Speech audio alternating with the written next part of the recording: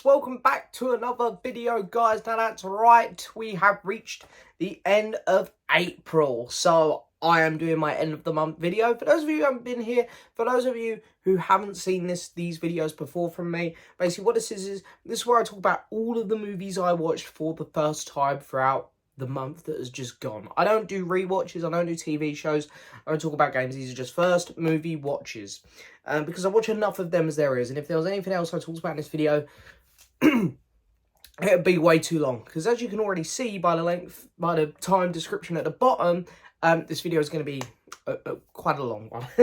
So make sure you get a drink like me, because you guys know I'm like, my voice goes, so always got to have a drink on standby. And it's such a nice hot sunny day here in the UK.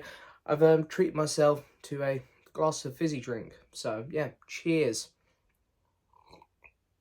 Right, so again, I've seen a fair few films this month.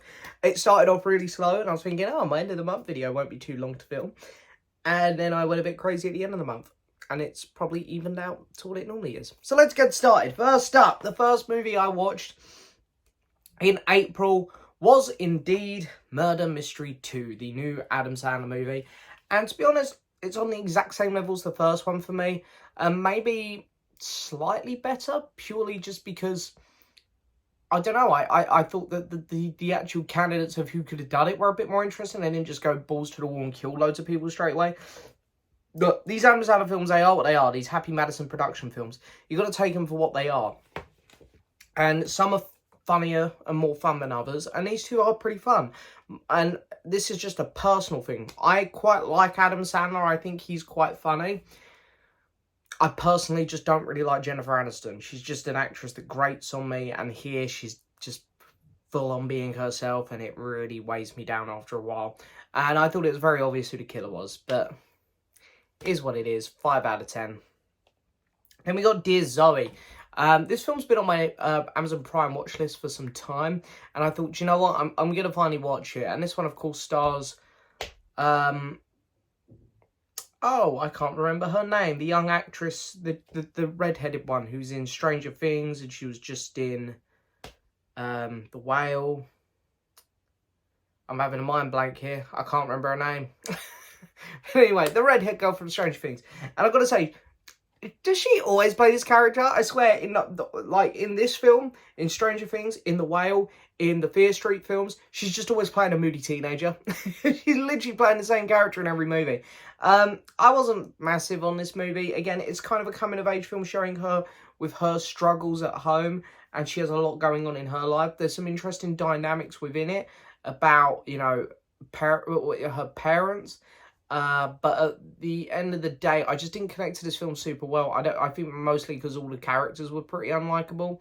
And by the end of it, you feel very ready to have some compensation almost for the movie, and you don't really get it. It's a weird one. It's one of these things that I've just seen done so many more times now and done so much better. I give this film a 5.5 out of 10. Then we have Dungeons and Dragons: Honor Among Thieves. I might have reviewed this here on the channel. I think I did.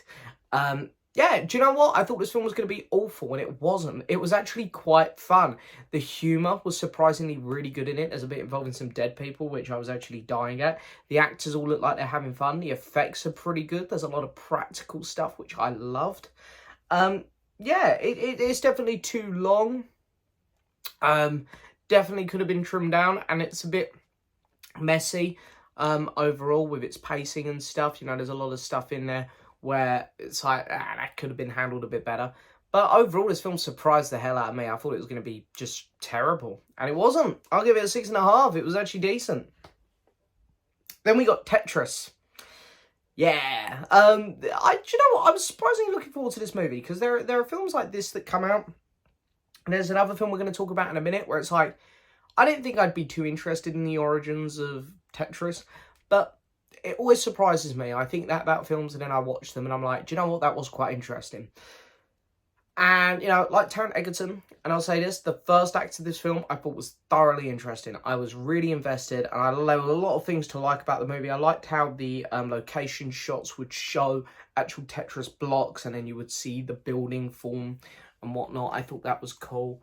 And as I say, I like the dynamics that Taron Egerton's character was creating with almost every other character in the movie. I thought it was quite interesting. And then the film just really goes in a very different direction in the second act and third act.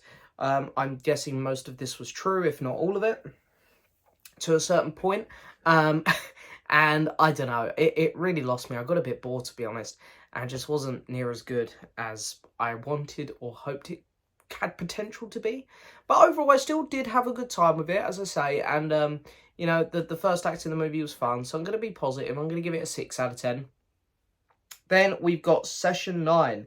So I was very kindly sent a few things the last month, and as always, I do like to get through my subscriber mail and watch it all to show my appreciation.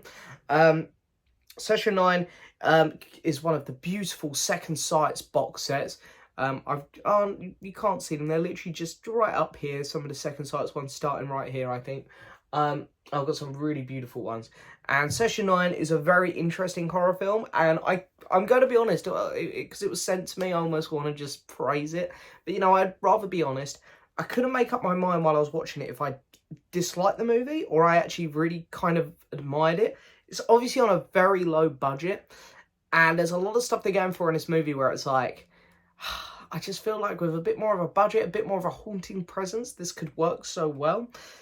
But with what they were doing, for a film that looked as cheap as it did, it creeped me out a couple times. Just the way it was edited, some of the sound effects, some of the ideas, I think themselves were quite haunting. And I ended up finishing the movie going, do you know what? I keep thinking about it, so that's got to be saying something. And I find that with any movie, even if it's bad, if you keep thinking about it, it's done something right. And I really actually do think the film is quite fascinating, and I do have this urge to go back and revisit it. And for that reason alone, I'm going to say, yeah, I think this is a good film. It's just a very obscure one, which I like. It is definitely one of the more unique films in my collection. Session 9, I do want to give it another watch, so pay attention to my letterbox. But for right now, I'm going to give it a 6.5. But that might go up. It could potentially go down. But I do very much intend on rewatching this one. Then we got the Super Mario Brothers movie. I definitely reviewed this. I jumped on the bandwagon because this film blew up. Everyone was seeing it. It's just hit $1 billion. And I had a feeling this one would. I love Mario. I've always been a huge Mario person. Growing up, Mario was my guy. I know that there were things like, I don't know what else there was when growing up. I didn't really pay attention to loads of them. But there were things like Sonic and Pac-Man and all these other characters. Me, Mario all the way. And I still play Mario all the time. I've got 6 or 7 Mario Switch games sitting over there. I do intend on doing a room tour video very soon, so you'll probably see them in that. Or maybe even a Switch collection video. I love Mario. Illumination animation, their animation really suited this film, and the voice cast was so bonkers. I think it captured everyone's attention. I'll say this is as good as a Mario film can probably be. It hit every note so right. It was fun, energetic. The voice cast done a surprisingly wonderful job. The animation, I'm not a fan of Illumination style too much. It always looks quite cheap to me, but they really went all out on this one. It looked gorgeous. And it was just some really fun, upbeat moments. This film was really pretty darn awesome. You know, I can see exactly why it's making $1 billion. I'm going to give it a 7. About 7.5. Let's be a bit kind. This film was really good for a kids movie. Just a bit rushed. I think. Should have been longer. Okay, next up we have Monty Python and the Holy Grail. I quite like Monty Python. It's something I grew up with on the telly when I was younger. My dad used to like it. I'd seen the religious one they done. What was it called? Oh my goodness! I always do this on camera. I forget things. Monty Python, and it's on the tip of my tongue. I've forgotten it. But The Life of Brian. I've seen, and I have also seen the Ruttles movie they done, which of course takes the mick out of the Beatles. I'm a big Beatles fan, so obviously I've watched that. And I really like them. Their humour's good. It's very British. It reminds me a lot of like my granddad's humour. And yeah, you know, I had a lot of fun with this one as well. How it very much took the piss out of a lot of stuff. And I think the characters they create along the way are just very interesting. And how they poke fun at such obvious flaws in things where it's like, why are we doing this? This is stupid. Yeah, it's just a really fun, creative movie. Monty Python's just always a good time. It's a required sense of humour for sure. But anyway, I'm going to give this film a 7 out of 10. It's a really, really fun time. Then, where am I at? Then we have Air, which is the other film. This got right what Tetris didn't. It made a story which I personally am not too interested in. The story, the creation of Nike and, like, you know, the Air Jordans, which obviously I knew about, but I never paid any attention to how they came to be. And this tells that story. I never had any interest in seeing the story told, but it's done so well, and I was invested from start to finish. And I thought that Ben Affleck done a wonderful job directing. He's he really is a good director. I hope he does do this Batman film in James Gunn's universe. I really do. And the cast are great in it. Ben Affleck himself is great. Matt Damon knocks it out of the park. Viola Davis is always fantastic. Jason Bateman, another great cast member there. This film was really, really good. One of the better ones this year, I'd say. I'm going to give it an 8. Yeah, I had such a good time with it. I really did. Then we have the treasure, if I can speak properly, of the Serie Madrid. Now, I want to watch everything on my collection wall behind me here. And there's about 5 or 6 premiums I still have yet to watch. And this was one of them. And I know that some people love this movie. I think it's, if I'm correct, I think it's one of Sam Raimi's favourite films. I'm going to be a bit controversial on this one. I didn't connect with it super well. The first act, I was fully invested. I'm like, okay, they're going to find the treasure and then some stuff's going to go down. And it just kind of fizzled out for me. It just felt like not much was happening. But there's still a lot to like about it. I definitely think it's a good film. I just don't think it's as great as some people. I think that the character work is fantastic. I thought the actors done a good job. And I love the set pieces in it. It's great. I love going back to these kind of movies from this type of filmmaking and seeing these big, grand sets. Because, you know, today if they have to do too much for a big set, you get the odd films that do it, but the majority are just going to CGI the background, or we got the volume now. So it was a lot of fun seeing stuff like that. But yeah, I just didn't really connect with this film as well as I wanted to. But it was still a good time. I'm still going to give it a decent score. I'm going to give it a 6.5. Okay, I need to start going a bit quicker here. Boyhood, Arrow Video film. Been meaning to watch this for ages. Yeah, it seems like a film I'd love. Coming of age film, and I've got to say, I did love this film. I thought it was absolutely phenomenal. Seeing this kid grow up and just the journey he goes on was fascinating. There's a lot of good actors in it as well. I thought Ethan Hawke done a fantastic job in this. Has a lot of good imagery. The relationships he makes along the way, and there's some really lovely song choices in it as well. And at the end of the movie, I genuinely had a tear in my eye. Very emotional, very heartwarming, and a very good movie to make you connect with your characters. I'm going to give this film an 8 out of 10. Thought it was really, really good. Then we have Winnie the Pooh, Blood and Honey. That's right, I watched this. This is the very cheap horror movie that came out this year, which people have been blowing up because the idea of it, I want to say it's unique, but since this film got announced, there's been like a Grinch announcement. I think they're doing a Barney one. You know, they're going to do it for everything now, and it's going to get very boring very quick. But when this film got announced, because it was the first one, it was like, this is kind of exciting. This could be kind of cool. And I'm going to be honest, this is one of the worst movies I've ever seen. Like, from every standpoint. It's not scary. It's still scary. It's a horror, and it's not scary. There's no tension, because you know exactly who's going to die. And also, I feel like for tension to exist in these types of movies, you need to actually like the characters. And you don't like any of the characters. The acting is... it's something else. It's something else. And then the Winnie the Pooh and Piglet themselves are just so hilariously bad. The masks people have found in Halloween shops in America... but they haven't come out because of the film in Halloween shops in America. They've just already been there. So they, like, the props department just went to a local Halloween shop in America and bought them probably. Yeah, the only cool bit was the opening. There's a cool little opening with some drawings and a voiceover, and that bit was cool. Other than that, this movie is pretty much garbage. I'm going to give it a 1 out of 10. Okay, then we've got Terrifier 2. I'm going to move straight on to another horror film I absolutely hated. The first Terrifier, I didn't really like it much, but I didn't hate it. It was just like, yeah, this is made just to be gory. There's an audience for that. and it's not me. And that's fine. I get why people like that. This one, it was like, okay, I'm ready to dip my toes in that again, so I can say I've seen them both. I've heard from a lot of people this one's better.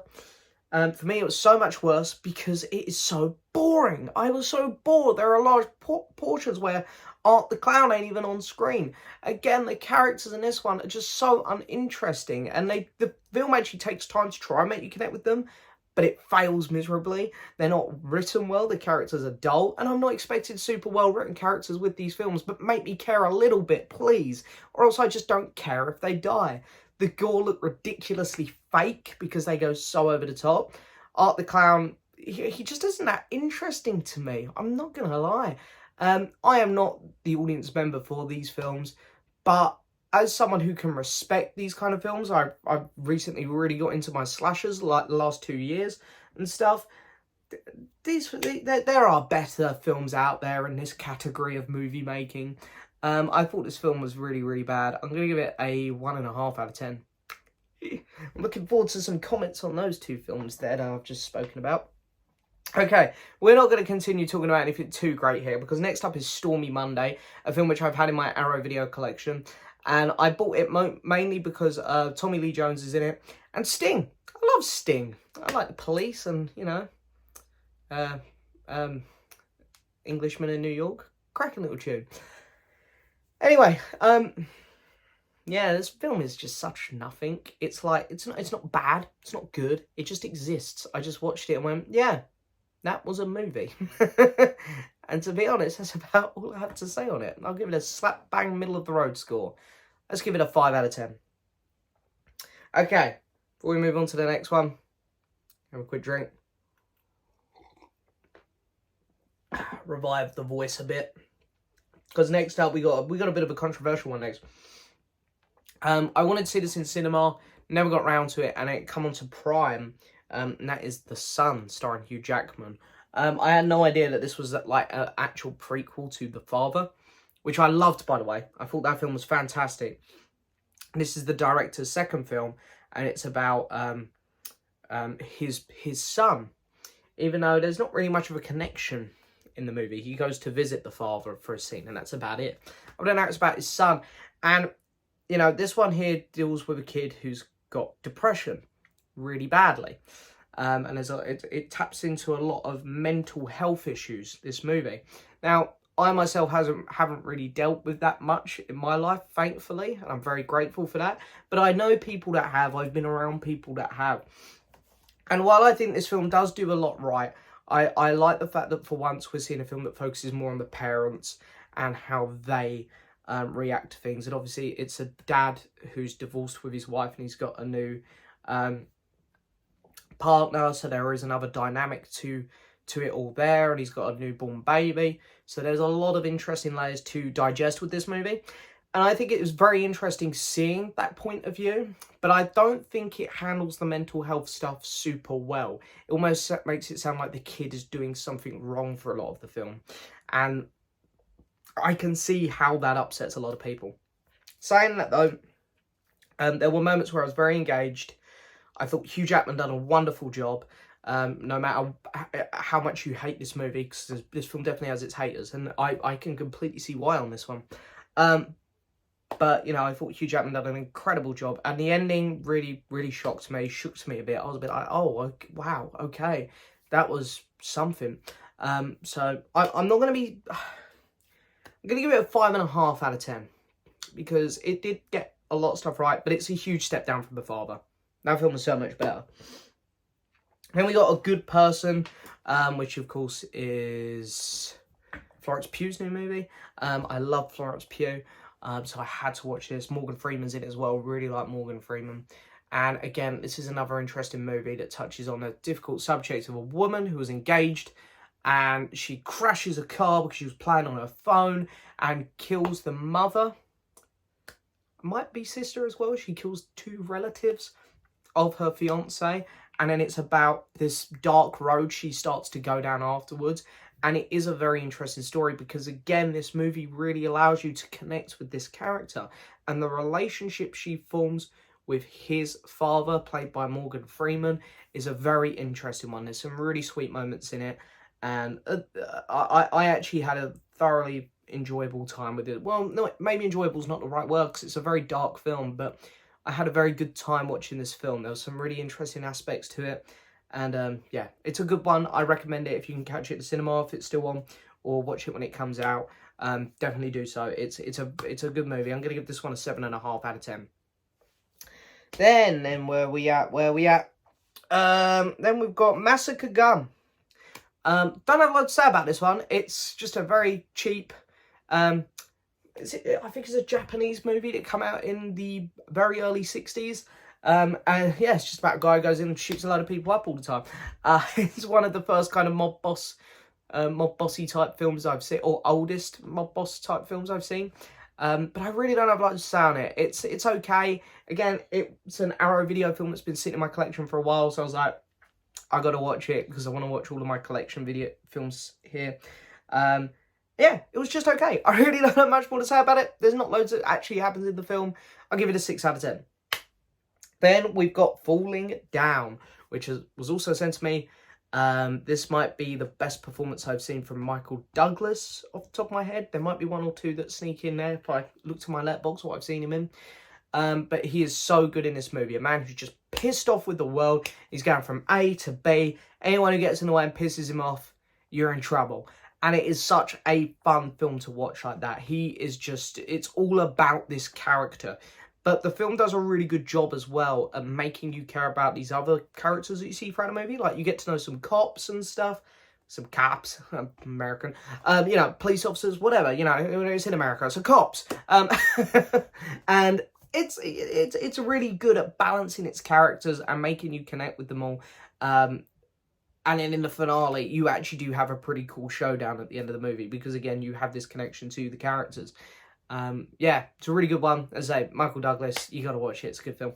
I'm gonna give it a 7.5 out of 10. Okay, right, then we've got Three Colors trilogy. So, yeah, first up I watched Blue, because I bought the box, and Blue was first. And I gotta say, this is one of the greatest movies I've ever watched. Very similar, it tells a very similar story, funny enough, to the Florence Pugh film I was talking about earlier. Car crash, kills her husband, I think it was, and might have been her child as well. Anyway, and then it's about her taking herself away from everything. She goes down a very different path to what Florence Pugh's character does, which is good, or else we'd have two very similar movies here. And just isolates herself away, and it's about how she connects with the world and stuff. But the thing I love about this movie is that you do connect with her, and you love her character throughout this movie. She's very fascinating to watch, and you like the journey she goes on. But the imagery and the cinematography in this movie is outstanding. It is one of the best looking movies I've ever seen. And the imagery through the colour blue in this film, I know it sounds crazy, but if you watch it, you know what I mean. She has this blue chandelier in her room, and it just cuts back to that every so often. The editing in this film is outstanding, along with the score which comes with it. On a technical level, this is probably in the top 10 or 15 films I've ever seen. But yeah, it would also probably like crack my top 40 films ever in general. I thought this film genuinely was fantastic. I'm going to give it a 9 out of 10. Then we have, what do we have next? Then we have Runfield. I saw Runfield next at the cinema. I like Nicholas Hoult, I think is his name. And I love Nicolas Cage, he's great. And the trailers for this were great. It looked cool. The idea of Nicolas Cage playing Dracula was amazing. But this film's so bland, to be honest. They should have done a What We Do in the Shadows and doubled down on the comedy and focused on the vampire stuff. But they don't. They take Nicholas Hoult's character, Runfield, and they kind of get him mixed up with a couple gangs, which you just don't care about. There's a guy, the gang members are just so uninteresting and boring. The humour really doesn't work for the most part with them. And then, yeah, when Dracula comes into it, it's okay. But Dracula, probably the biggest appeal about this movie, feels like he's on the sidelines for the whole film. And it's all about Renfield and his gang. And yeah, and then you got Aquafina in there doing Aquafina shit, and it's like, what is this? It's messy, it looks cheap, it feels cheap. It's, yeah. I'll give it a 5. There were some fun moments, but, you know, you're going to have dinner, and then you're going to be thinking about your dinner more than the movie. Yeah, already forgotten about that film. Okay. Then, where are we at? Then we have Bird. This is a film directed by Clint Eastwood. It's the only Clint Eastwood film I watched, and he ain't even in it this month, so I definitely need to get back on my Clint stuff. But it stars... oh my god, I'm so bad with names. I'm not bad with names. It's when I'm on camera, I just keep having brain farts. It stars the guy who plays Saul Guerrero in Star Wars. Oh, God. I can't think of his name. Anyway, you guys know who. That's who plays him. You know, story about this blues jazz singer. And it's about him travelling around, slowly getting bigger and bigger. And you can see the weight of how much he cares about the music pulling him back as well. And it's actually quite an interesting film. It's definitely way too long. I'll say that. There's some big moments in it where I was getting a bit uninterested, but then it would admittedly always find a way to pull me back in, which was excellent. But yeah, it's a good film, good performances, good music. Clint, he's great. He always does a decent job directing. So yeah, I'm gonna give this film, I'll give it a 6.5 out of 10. Cure for Wellness next. I heard that Gore Verbinski is back on it, making a new movie. I love this man. I love his Pirates trilogy, and I really like Rango. And I also quite enjoyed The Lone Ranger. I feel like I'm on my own now. This was his last film. I saw it had Mia Goth in. I was like, let's watch it. And yeah, interesting film. I really, and again, it's one of those where I kept thinking about it afterwards. So it must have been doing something pretty right. And wonderful performances throughout. The lead guy in it was great. Mia Goth was really good. I love Jason Isaacs. That man needs bigger roles. He's fantastic. But there was some really dark stuff in this one. The practical effects were great, but like there's a tube with eels and they insert it in someone's throat, and but I quite like how the film ended as well. I know some people don't. I didn't mind it. Yeah, I thought Cure for Wellness was quite good actually. I'm gonna give it a 7 out of 10. Where am I at? Cure for Wellness. Right, next up, 3-color trilogy again, White. So if people are wondering how these films connect, it's like you'll very subtly see a character walk into frame of one of the other movies. So in this one, the woman from Blue walks into a courtroom in this one, and then she immediately walks out, and that's it. They're not really connected. This one here focuses on a guy who is getting a divorce to a woman he's still in love with, and he goes home to Russia, and how he gets there is an interesting story as well, but I won't get into that because I don't want to spoil the film. And he tries to become super rich there to win her back, or make her want him again. And again, it's a really interesting story, and I think this film is just as interesting as Blue. It just doesn't get the technical aspects as right for me. It doesn't really do anything wrong. It's just that uniqueness that Blue had has gone a bit with this one. This one feels more like a standard film, but the story is great. The acting is fantastic. The script is unbelievable. But the cinematography is still nice. And the score's still good. But Blue just felt a bit more special. But I still really like this film. I'm going to give it an 8 out of 10. Then we have Mighty Morphin Power Rangers, Once and Always. Yeah, why? I know what you're all thinking. James, why? Why? Look, when I was growing up, Power Rangers was very popular. I think it was Ninja Storm, I think it was called, that was on when I was a kid. And the original Power Rangers show would always be shown on TV. Because it was the original, it's the classic, and I did watch it a fair bit. Sort of only 50 minutes, and I thought, you know what, I'm going to watch it, see if this brings me back to my childhood. And I actually thought the trailer looked kind of cool. This sucked, really bad. Like, they went the complete wrong direction with it. They were training up the daughter of the Yellow Ranger who dies in the film. I think the actress, unfortunately, passed away a few years back. But anyway, terrible idea. Let's just focus on the characters we love. Let's not have this girl now that we need to focus all this time on her training and earning the right to be a Power Ranger. Boring. Seen it all before. The villain comes back. Now, the thing with the original show is she'd always send other monsters after the Power Rangers. Here, so she was only in the episodes for a small portion. Here, she's the prominent villain, and her voice got so annoying and irritating. The story itself is a mess. It jumps so much that you can actually get lost, which is surprising because of how stupid this film is. And the acting was just, the guy who plays the Blue Ranger, terrible. Yeah, this film won't good. I'll give it a 2 because they played the theme song, and the theme song is awesome. Okay, another drink. Oh, okay. Okay, we're getting through it. The Lie. What a name. The Lie. So this film stars Joey King. Interesting film, I guess, because it's about this girl murders her friend, and the dad knows about it, and he thinks that they can get away with it, so the parents are helping cover up the death.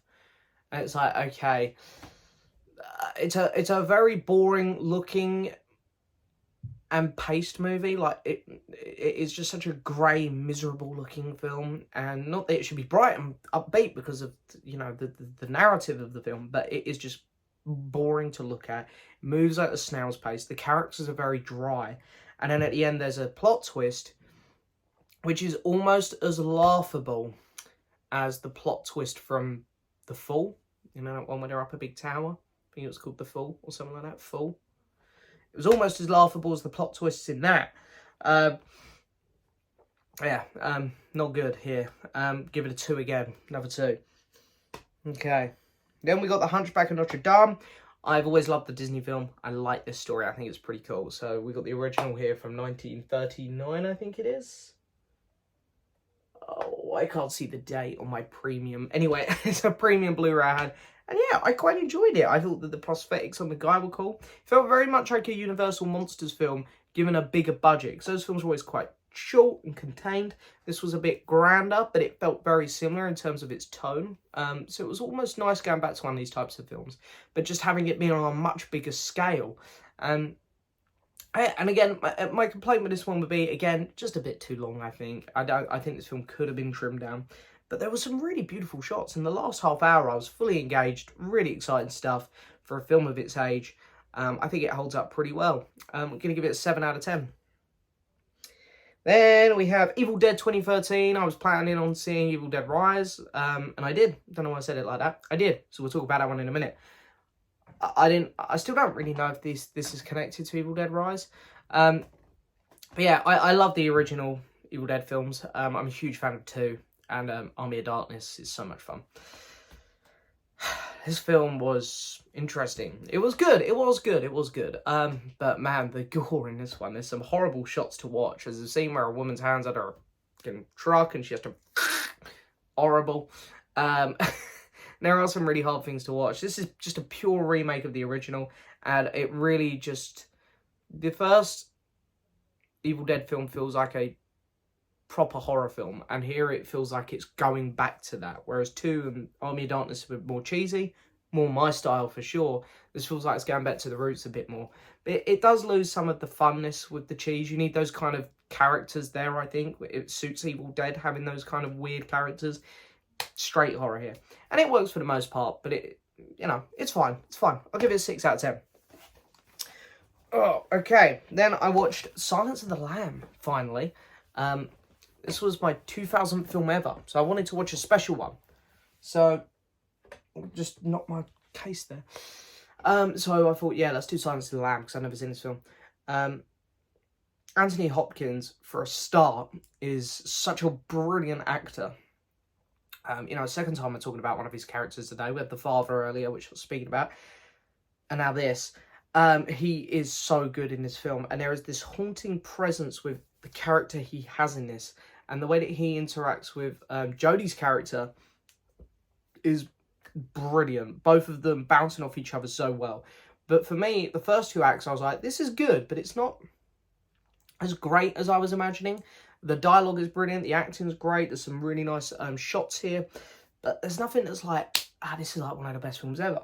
And then the final act happened, and to be fair, it was just truly tremendous. The tension was there, the way, everything about it, the way it was shot, the way it was lit. The whole time I was just like, oh my God, I don't know what's going to happen, but I can't wait to see what's going to happen. So yeah, Silence of the Lambs, I really loved this movie. I thought it was fantastic. Tremendous film. I'm going to give it an 8.5 out of 10. And we got Three Colours Red. Actually, probably my least favourite of all three, even though it's got the highest rating on Letterboxd. I definitely think Blue's better. This one, White, very, very close. But I just think I was more invested in the White story. This one was cool. Obviously, you know, she accidentally runs over a dog in this one. And the guy who she returns it to says, no, keep it. And then the story kind of just progresses from there. But I just don't think there was as much of a foundation in this one as the other two. Which is why from the word go, I was never as interested. But yeah, as a film, from a filmmaking standpoint, it's still such a good film.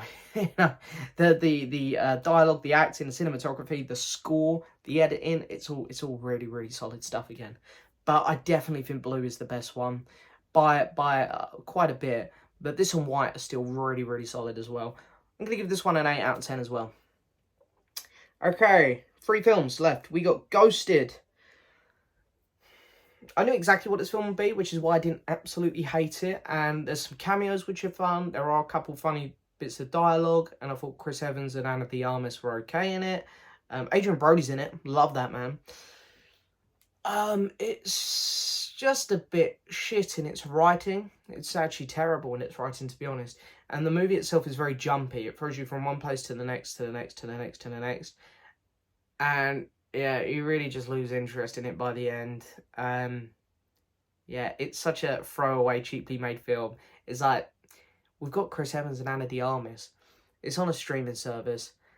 It's got those cheap jokes. People are going to watch it. We don't need to try that much. That's what it felt like, to be honest. But I don't want to be super harsh on it because I kind of had a good time with moments of it. Moments, not all of it. I'm going to give it a 5 out of 10. Then we have Evil Dead Rise. I was shitting myself in the cinema. I was shitting myself. This film is a lot better than the 2013 one. I still prefer the originals, I think. I definitely prefer Evil Dead 2 and Army of Darkness. I like the cheese. I like the practical stuff in those. And I think I prefer the original to this. It's on very similar levels. I definitely prefer this to the 2013 one, though. And I prefer it because the characters are more interesting. You've got a core family in this one, and they all bounce off each other a lot better than the last characters did. There is more of a sense of being trapped in this film, and just the way this presence overtakes everyone in the house one at a time is haunting, and it is truly terrifying. Those of you who have seen the trailers, the makeup, the way they make these possessed people look in this one in particular was haunting within itself, and I shit myself a fair few times with this one. I'm going to give this film a 7.5 out of 10. Also, I want to say it shot really well. These kind of horror films aren't normally shot this well. This one really went the extra step. And the last film I need to talk about is Peter Pan and Wendy, Disney's latest live-action film that went straight to Disney+, which is why I was always a little bit nervous. But it had a really good director. It's from the director of The Green Knight.